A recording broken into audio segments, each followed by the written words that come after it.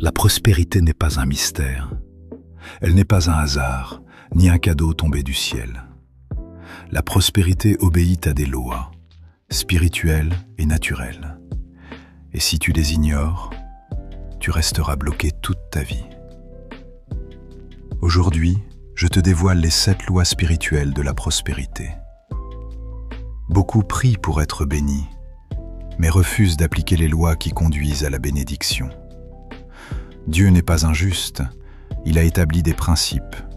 Quiconque les respecte prospère, croyant ou non. Ce n'est pas une question de chance, c'est une question d'alignement. Loi 1. La gratitude. La gratitude est l'aimant de la faveur.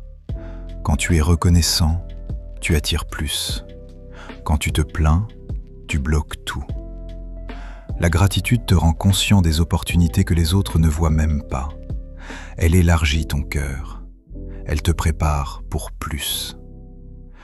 La prospérité commence par « Merci Seigneur pour ce que j'ai et merci pour ce qui arrive ». Loi 2. La discipline. Personne ne prospère sans discipline, pas même les plus doués. La discipline, c'est la capacité de faire ce qui doit être fait, même quand tu n'en as pas envie. C'est elle qui protège ta vision. Elle garde ton argent. Elle canalise ton énergie. Elle transforme tes intentions en résultats. Un homme sans discipline est riche dans sa tête, pauvre dans sa vie. Loi 3.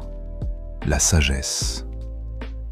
La sagesse est l'art de prendre les bonnes décisions au bon moment, pour les bonnes raisons. Tu peux prier autant que tu veux.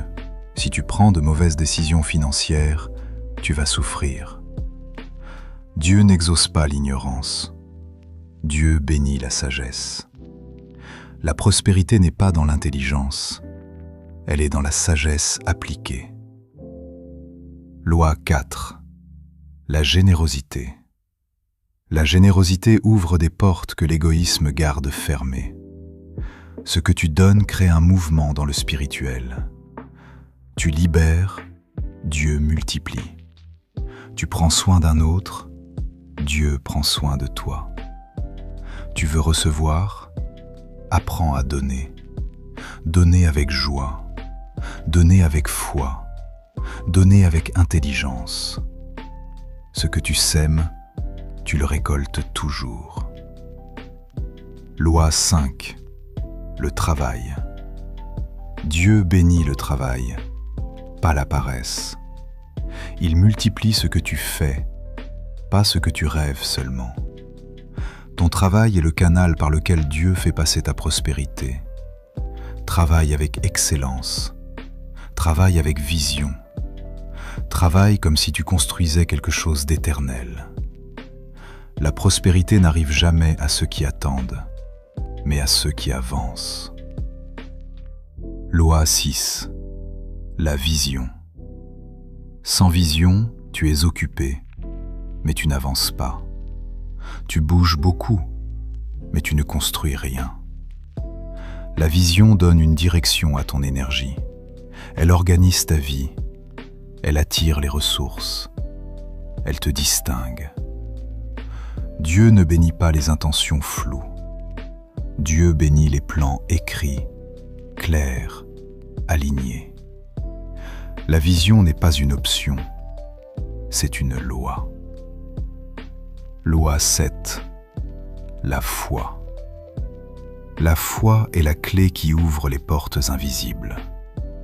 C'est la certitude que Dieu peut te conduire plus loin que tes capacités. Avec la foi, tu oses entreprendre, tu oses sortir des limites, tu oses croire à une vie plus grande. La foi te donne du courage. La foi neutralise la peur. La foi active les promesses. C'est la loi qui transforme l'impossible en témoignage. Moralité, la vérité finale. La prospérité est une conséquence, jamais un accident. Elle n'est pas donnée au hasard. elle est produite par des lois. Respecte ces lois et la prospérité te suivra inévitablement. Si ces lois t'ont parlé, abonne-toi à Foi et Prospérité. Ici, on apprend à prospérer, en esprit, en âme et en finances.